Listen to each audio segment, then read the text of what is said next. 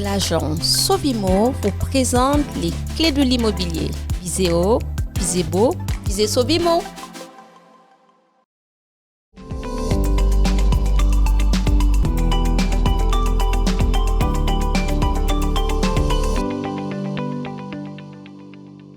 Bonjour à tous, j'espère que vous allez bien. Aujourd'hui, dans notre émission Les clés de l'immobilier, je reçois à nouveau Tiffany. Bonjour Tiffany. Bonjour Vassia. Pour notre émission, Tiffany va aborder pour nous toutes les subtilités d'une SCI. Qu'est-ce qu'une SCI en finalité? Vassia, une SCI, c'est une société civile qui a pour intérêt de gérer de l'immobilier. D'où le SCI, Société civile immobilière. La société civile se crée forcément avec deux associés. Il n'y a pas de montant minimum pour le capital. Vous pouvez créer une société civile à partir de 1 euro. Vous pouvez aussi avoir un montant de capital variable afin de pouvoir le diminuer ou l'augmenter en fonction de la vie finalement. Vous pouvez aussi avoir des gérants pour cette société. Soit les associés peuvent être gérants, soit vous pouvez prendre un gérant extérieur. Génial. Existe-t-il plusieurs types d'SCI? Bien sûr, Vassia, il existe plusieurs types d'SCI. Vous avez la SCI dite classique, la SCI d'attribution et la SCI, la société civile de construction-vente. La SCI classique permet de mettre plusieurs associés qui ne sont pas nécessairement de la même famille au sein d'une même société afin de gérer, d'administrer un patrimoine immobilier. La société d'attribution a vocation à acquérir des biens immobiliers, mais cette fois, elle a vocation à faire une construction, à construire des lots et qu'après chacun des associés ait la nue propriété de chaque lot. Enfin, la SCI de construction-vente, elle a vraiment un but commercial. L'idée, c'est d'aller construire. On a vraiment un but de promotion immobilière finalement. Une fois la construction faite, l'idée, c'est vraiment de la vendre. Le but réellement de cette SCI, de cette société va être de créer une plus-value. Selon vous, de par les différents types d'SCI dont nous venons de parler, quelle est la meilleure, en tout cas, quelle est celle qui a le plus d'avantages? En fait, chaque SCI est propre à chaque couple, enfin à chaque associé. En fin de compte, quand vous créez une société, peu importe que ce soit une SCI, finalement, il faut avoir un objet. Ça, c'est la principale chose. Et une fois que vous avez l'objet, c'est-à-dire pourquoi vous créez la société, vous allez créer la société en fonction de ce pourquoi. Donc si le but c'est vraiment d'acheter un terrain, de construire un immeuble et de revendre cet immeuble, vous allez choisir la SCI de construction-vente. Si le but familial c'est d'acheter des terrains, de construire des maisons sur ces petits terrains et que chacun puisse y vivre dedans, là vous allez vous allez choisir la SCI d'attribution. Et si l'idée c'est plus par exemple de la transmission ou simplement d'accroître son patrimoine immobilier, de le gérer et de faire de la location par exemple, ou d'avoir des biens dans lesquels vous allez vouloir exercer ensuite votre activité professionnelle, là on va choisir plutôt la SCI classique. D'accord. On se rend compte depuis quelques années que c'est devenu une nouvelle tendance pour les personnes dans le cadre d'un achat immobilier de vouloir passer par une SCI. Effectivement, aujourd'hui, c'est presque devenu une mode. Si on a un patrimoine, il faut avoir sa SCI. Ça, c'est souvent les avocats qui le conseillent. Et puis, les gens en ont envie. Voilà, je dois avoir ma SCI. Et pour moi, c'est une erreur. C'est-à-dire que la SCI doit vraiment correspondre à un but. Il faut avoir deux associés. Donc, ça veut dire que vous devez choisir aussi vraiment votre associé. Le fait de faire un choix en créant une société, et une SCI en particulier, il va y avoir forcément des conséquences. Déjà, il faut la construire, l'immatriculer, bien écrire les statuts. Donc là, vraiment, je renvoie aux avocats qui sont capables de vous faire des statuts avec les bonnes clauses. On s'aperçoit toujours en contentieux de ce qui se passe, mais c'est toujours trop tard. Tout à fait. Quand on fait vraiment avec les bonnes personnes, dans ces cas-là, on fait les choses bien. Il faut tenir une comptabilité. Alors là, pour le coup, que ce soit des SCI, vous avez plusieurs types de fiscalité, mais une SCI à l'impôt sur le revenu ou à l'impôt sur les sociétés, là, dans ces cas-là, il faudra vous entourer d'un bon comptable ou d'un expert comptable pour bien faire les choses. Tiffany, pouvez-vous nous dire quelle est la différence qui existe entre une SCI en IS et une SCI en IR? Oui, la SCI à l'IR, c'est-à-dire qu'elle est imposée à l'impôt sur le revenu.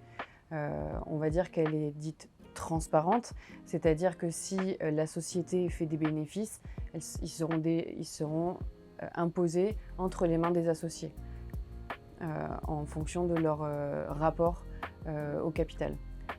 Plus un associé a de capital, plus il va prendre sa part sur les bénéfices. Évidemment, ça, c'est modifiable par les statuts. La SCI a l'IS, quant à elle. C'est une société où on peut plus facilement gérer finalement les revenus. Pouvoir générer du bénéfice, à vous de choisir si vous décidez de le reprendre, si vous décidez de le mettre en réserve ou de le réinvestir. Oui. Ça, c'est possible aussi. Vous avez vraiment une fiscalité, une société à l'IS a une fiscalité que l'on appelle différée.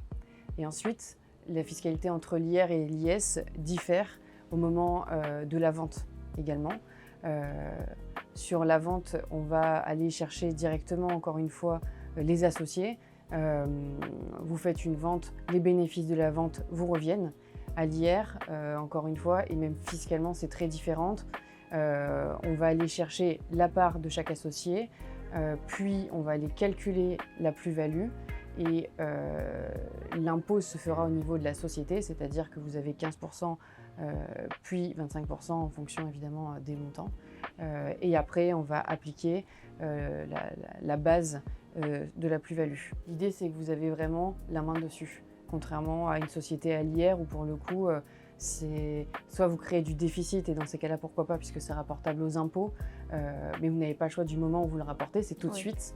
Soit vous choisissez une société à l'IS, et là, dans ces cas-là, vous pouvez effectivement vous créer du déficit que vous pouvez rapporter sur les 10 prochaines années. Ou si vous créez des bénéfices, évidemment, vous n'êtes pas obligé de les remonter à votre niveau personnel. D'accord.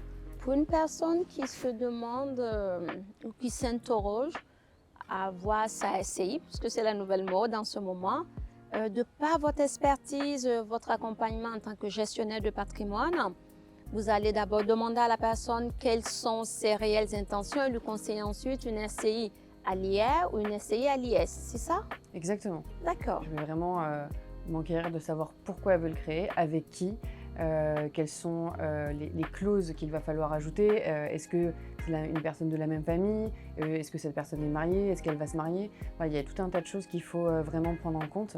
Et pour le choix de la fiscalité, certaines SCI sont forcément à l'IS.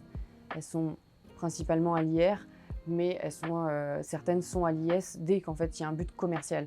Donc tout ce qui va être achat-revente, tout ce qui va être location meublée, tout ce qui va être location dans le cadre de l'entreprise. Tout ça est forcément imposé à l'IS.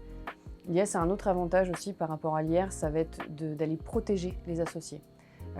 Si vous avez des associés qui sont en déficit par exemple, ils vont pouvoir aller chercher les biens dans la société. En revanche, à l'IS, vous êtes vraiment protégé, c'est-à-dire que les créanciers de la structure de la SCI vont s'adresser aux associés d'abord, avant d'aller chercher plus loin. Et à l'inverse, les créanciers des associés vont d'abord aller chercher les associés avant d'aller chercher les biens dans la SCI. Donc ça, c'est très important. Tout à fait, oui. C'était d'autant plus important qu'à l'époque, avant la loi Macron, la déclaration d'insaisissabilité d'un bien de votre résidence principale était une formalité déclarative. Il fallait déclarer auprès d'un notaire pour protéger son habitation. Aujourd'hui, c'est moins vrai. C'est-à-dire que tous les biens que vous avez achetés après la loi Macron sont d'office insaisissables, sauf si vous choisissez vous-même de les rendre saisissables, c'est-à-dire si vous les hypothéquez, si vous les nantissez, par exemple. Pouvez-vous dire à toutes les personnes qui nous regardent à quel moment est sortie cette loi Macron pour que les gens puissent voir au niveau de la SCI s'ils ont fait la démarche en ce qui concerne le logement? Alors, cette loi est sortie en 2019. On a souvent pu voir que certains propriétaires qui ont une SCI veulent faire de la location saisonnière. Quelles sont les informations qu'ils doivent prendre en compte pour voir si les statuts de la SCI qu'ils ont créés le permettent ou pas? Alors, c'est vrai que particulièrement chez nous sur la Côte d'Azur, on a beaucoup de biens qui se prêtent à la location saisonnière. Là, dans ce cas, évidemment, il faut bien construire ses statuts et ce sera une société à l'impôt sur les sociétés, puisque le but est commercial, c'est-à-dire je vais louer en échange d'une somme d'argent. J'ai été ravie de présenter cette émission avec Tiffany. De par son expertise, elle nous a bien apporté tous les points sur lesquels il est important de se poser avant de vouloir avoir sa propre RCI. Merci Tiffany. Merci Vassia. Nous vous souhaitons une excellente journée et nous vous disons à bientôt dans un nouvel épisode.